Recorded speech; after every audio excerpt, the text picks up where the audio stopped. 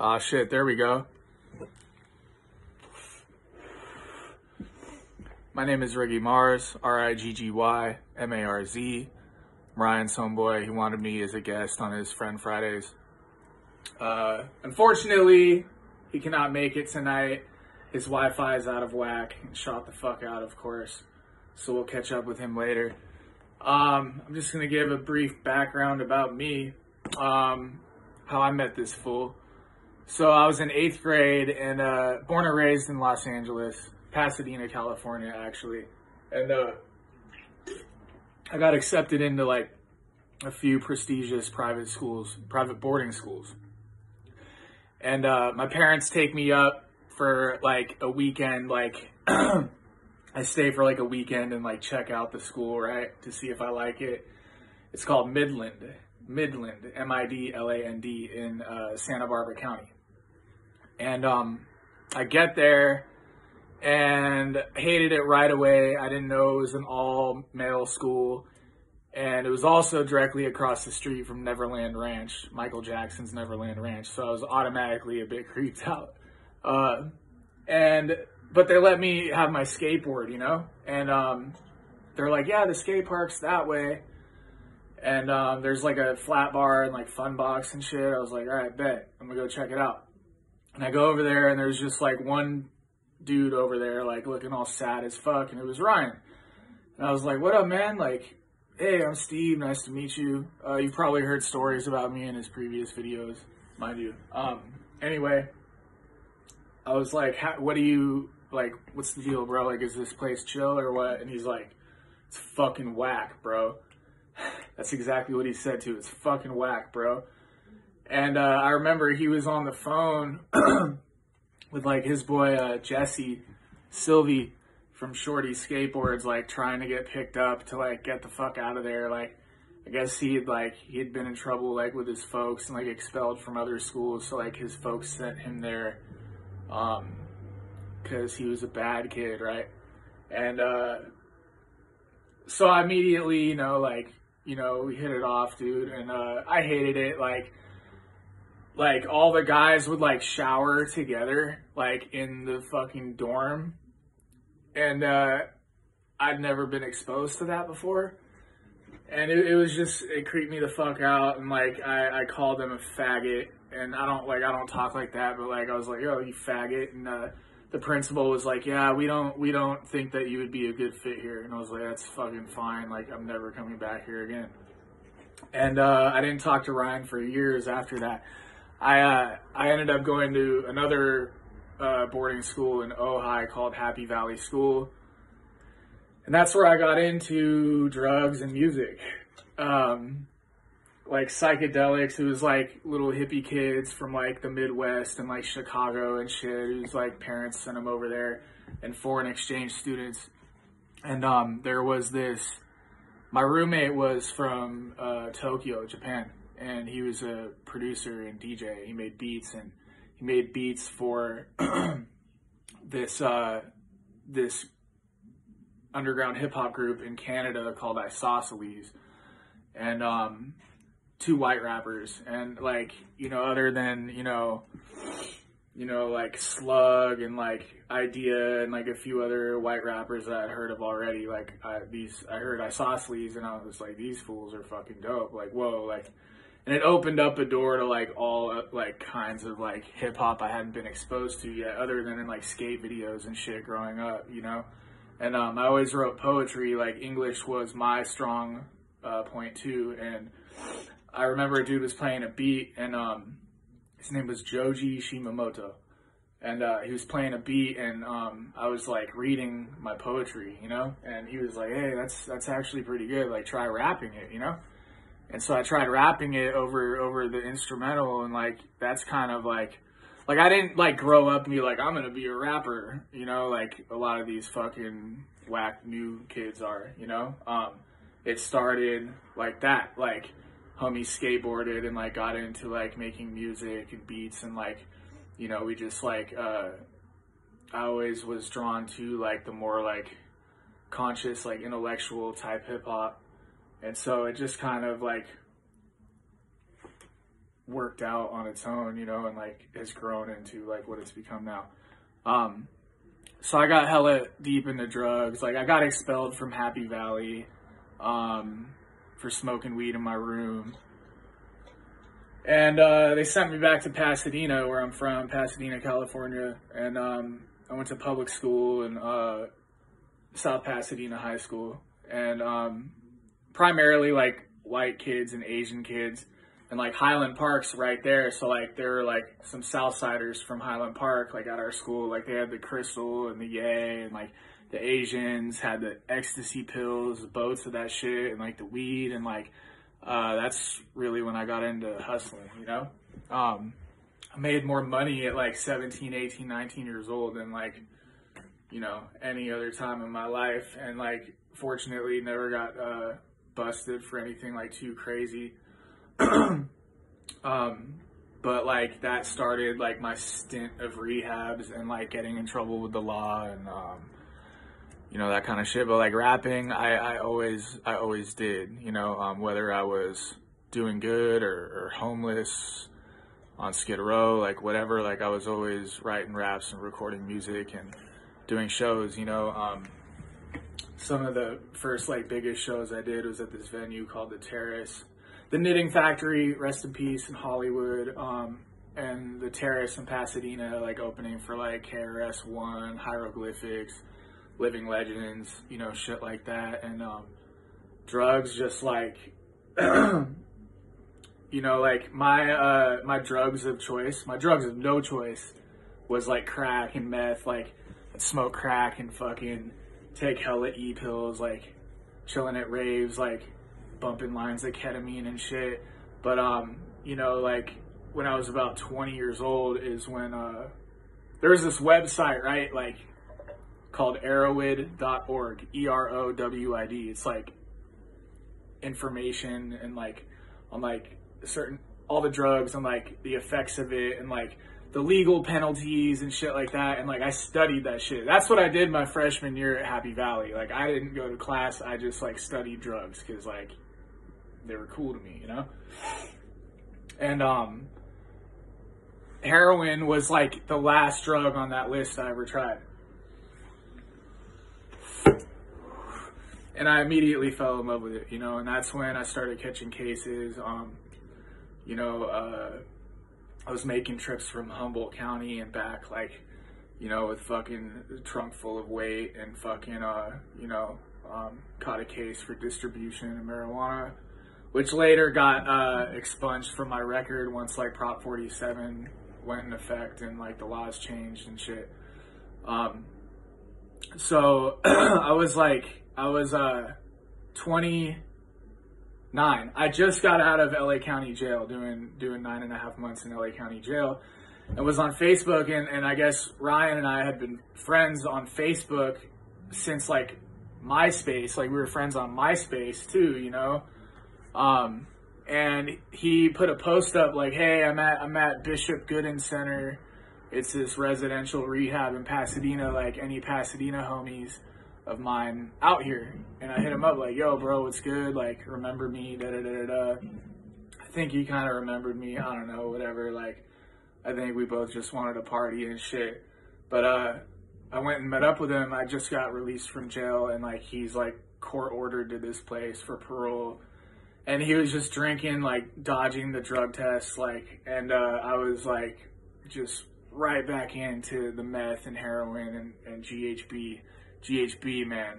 And man, homie and I had some crazy times on G. Like fucking, he's like, how much do you take? Like, can you drink with it? I'm like, it's probably not a good idea, but yeah, fuck it. So like Ryan would be pounding fucking 40s, taking little capfuls of G, just like fucking obliterated, dude. And we'd be walking through Old Town, picking fights with people at like the 35er and Barney's Beanery and shit. And like, I don't know how the fuck we didn't get arrested. And I think Ryan, like, he was like too fucked up to drive.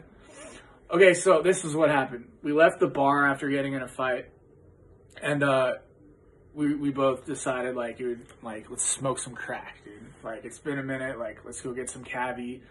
Right, so Ryan drives, it's like 2 a.m, we go to Skid Row, And he was like sketched on getting out of the car because he's on federal parole, right? And like I'm finally off papers, so I was like, fuck it, man, like I'll do that shit.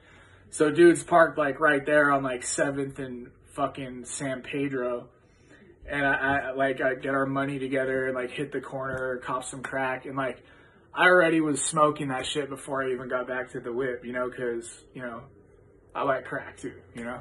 I hit the corner and Ryan's fucking pinned up on the wall with like 7 or 8 cop cars fucking searching him and shit. And I like hit the corner, seen it, and like, oh shit, what the fuck? And then took another hit of crack and like was wondering, you know, what the fuck was going on. So I was like, all right, I'm gonna go talk to them and tell them, like, you know, like, what are you guys doing? That's my friend, like, you know, it's good, like, I'll drive us back, right? And so I go, and they immediately grab me, start like frisking me and shit, and like they let us go. So we drive back to Pasadena after like he rear-ended somebody too on the way back, and like we saw this naked guy, like we're on like fucking Alameda or whatever, like passing through Pershing Square. We're like, holy shit, look at that fucking black dude. And this dude's butt naked, like walking around Pershing Square, and we're like laughing at him, ha. And then Ryan fucking rear ends somebody and shit. I got that shit on film too, but that was like 13 cell phones ago, right? It was on my trap phone. I tossed it later on. But we took off, hit and run, got away. We get back to Pasadena, and he's like, fuck, man, like, I'm too fucked up to drive, you know? So we pulled over and parked, and then we walked, like, fucking, like, 6 miles, literally, to, like, almost Arcadia from Old Town Pasadena to chill at the homegirl's crib, like, G'd the fuck out. And then I woke up the next morning, like, in my bed at home, and, like, he's nowhere to be found. I hit him up, like, yo, bro, that was a crazy night. Like, you cool? He's like, yeah, man, I'm back at the hab. Like, we're good. And, I started, you know, like, so I just got out of jail, right? That was, January 2016. And one of my best friends, Cadillac Ron, passed away, you know, unexpectedly, you know, fentanyl overdose. And like I was hella down and out like in this period of time, and like, you know, we were both going through shit, like me and Ryan. And I met some cats from Covina that were some dope rappers, and started this group. Like when Caddy passed away, I was like not inspired at all. I didn't want to make music no more. You know, it was like a really dark, like sad phase of my life, right? And like I met these cats, and we started this group called Speaker Creatures, and did music with them for about 3 years. And Ryan and I were kind of in contact and shit. Like y'all have seen his videos. This is like when, you know, he the movie shit was like happening with Wasting Talent. And then he lost his fucking mind or whatever, and like caught another case of violation. So like from then to now, like, you know, I wasn't making music anymore. And I had an ex-girlfriend who like I was like very much in love with, who left me. You know, I don't blame her. Like I'm a fucking knucklehead. You know. But looking back in retrospect, like, I'm so grateful for that experience, because that's what pushed me to finally get sober. You know, I'm living in my car, I'm slamming fent, fucking drinking G, you know, robbing people at the methadone clinic and the fucking, this program, Music Cares. Any of you watching this that, like, don't have the money nor like private insurance and can't get into treatment, and you're looking to get sober, there's this Music Cares Foundation.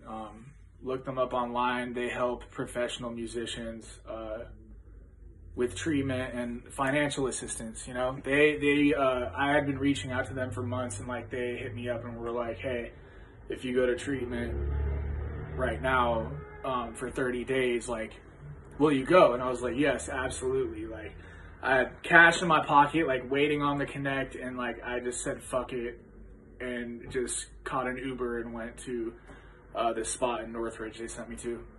And that's how I started the journey I'm on now. You know, I'm coming up on 18 months sober on March 26th.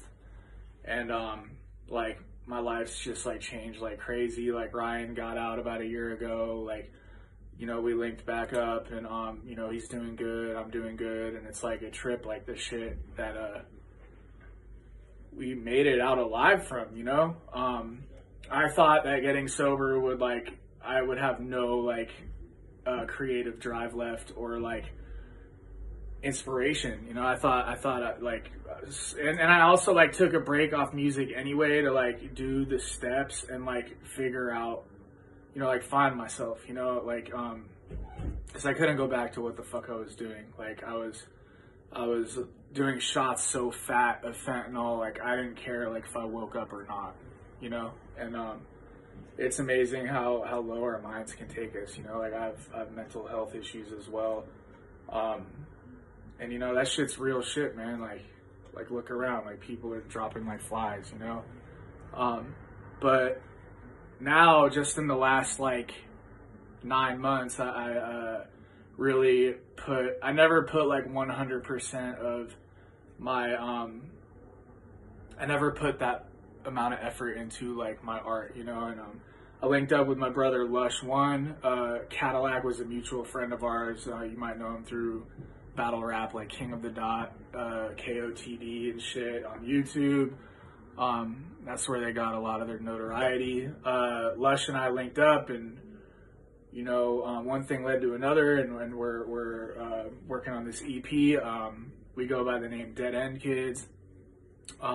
We have an EP coming out in a few months called Nod Street, Naud, which holds a lot of there's a lot of like history with Nod Street. It's Nod and Wilhart is like an intersection in like Chinatown, Lincoln Heights area, where like the warehouses are, where like they have a lot of the Moon Tribe raves and shit in the winter when it's like too cold to do them out in the desert, you know what I mean? And that is I used to rent a space in one of the warehouses there.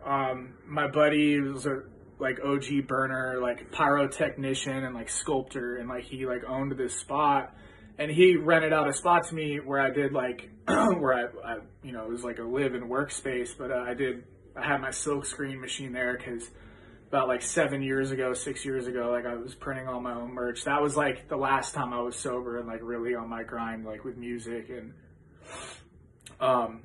but Cadillac had like relapsed right after some years, and like came and hung out with me there, you know, at the warehouse. And I was always like, yo, like that back room would be perfect for like for battle rap shit and like live performances. Like he was like, yeah, whatever, you know.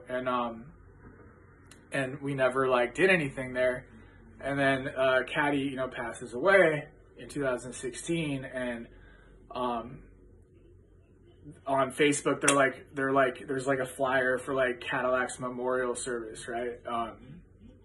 And it was at the warehouse on Nod and Wilhart, and I'm like, and not through like my connections. It was like someone else like had set it all up, and Lush was like the, you know, he was like the host, like, or not the host, but like he was, you know, the one doing whatever, who helped throw it together.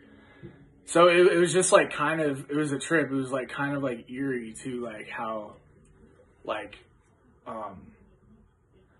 the history like I had there, and then his memorial happened to be there too. And there's a dope mural that Arby from KOG painted like on that corner, and it's still up there. It's like kind of chipped away and shit, but like it's, you know, it's been up there for over 4 years now. It's crazy, you know. Wilhart and Nod Street. So when Lush and I were putting together songs, we were thinking of like a project name, and we're like, we're gonna call that shit Nod Street, man, like in honor of our homeboy, you know. And Cause it's like, our music's like that gritty, grimy LA noir street shit, you know? And a lot of motherfuckers front and like write bars, and they can rap dope, but like write bars like, and it sounds cool, but like they haven't really lived that madness, you know what I'm saying? And we have lived that madness. We got a track out on YouTube now called Hitting Fences featuring Ryan. It's really dope. Check that shit out. Lush went to rehab last month in February out in Texas, and for 90 days. So like our project's kind of on hiatus right now. So I went ahead and just like was just collecting beats from, you know, the homies to like do my own shit. You know, so I'm working on an EP right now. Shout out to Body Bag Ben, Jordan River Recordings, Spec, the homie Spec, my boy Scribes from Seattle, he's featured on my shit. And you know, I got like hella material in the works. I got shit up on Spotify, Amazon, YouTube, Dead End Kids, Riggy Marz, RIGGYMARZ, Peep Lush's shit, LUSHONE.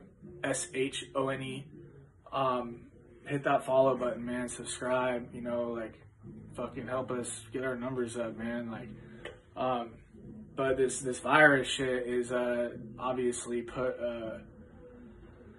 slow down everyone's hustle, you know.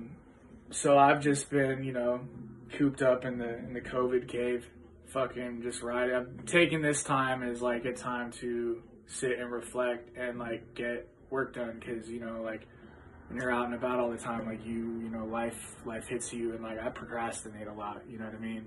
So I've been this has actually been kind of like beneficial to me.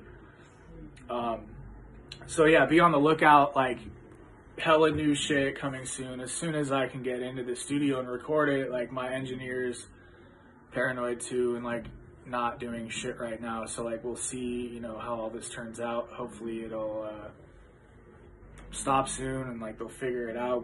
We can really get back to work. But I just want to give a shout out and thank you to Ryan for having me on this shit, and to you guys, and peace.